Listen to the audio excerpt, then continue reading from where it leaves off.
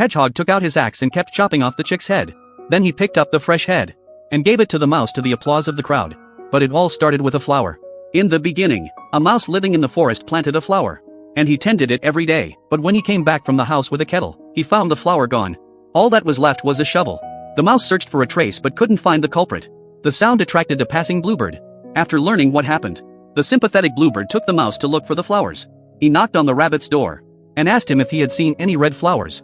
Although he hadn't seen any himself, the rabbit decided to help the mouse look for them. The three of them came to the pig, but he still didn't know where the flowers had gone. But the pig also wanted to help the mouse to join in the search. After that, the story got bigger and spread all over the forest. Many kind-hearted animals found out about it and helped the mouse to find the flowers. So the mouse gathered a lot of help. He finally got a clue when he asked the ladybug.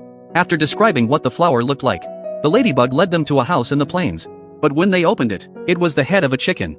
The animals were disappointed. But when the chicken turned around, they realized that its head was exactly the same as the flower. So the animals decided that the chicken was the flower thief. The mouse was the only one who knew it wasn't. But the crowd wanted answers, not the truth. They took the innocent chicken to court. Judge Owl took the case to the public for a vote. I didn't expect everyone to agree that the chicken's head was the flower. The mouse was the only one who voted against it. He explained that flowers grow in the soil, but the chick's head was a crown. Everyone misunderstood the innocent chicken. But the other animals insisted that the chicken was the murderer. The owl sentenced the chick to death. Then the hedgehog saved the day by cutting off the chick's head and returning it to the mouse. Everyone thought it was a happy ending. But the mouse was depressed. He was looking for a flower to kill a man. In the end, the mouse carried the chicken's head, which was several times bigger than his own, back to the place where the flowers were planted. He was so disappointed that he pushed the chicken head into the ground. From then on, the place where the flowers should have been planted turned into a tombstone for the chicken. The flowers were never found. The chicken died innocently. The mouse was left alone with his guilt and sorrow.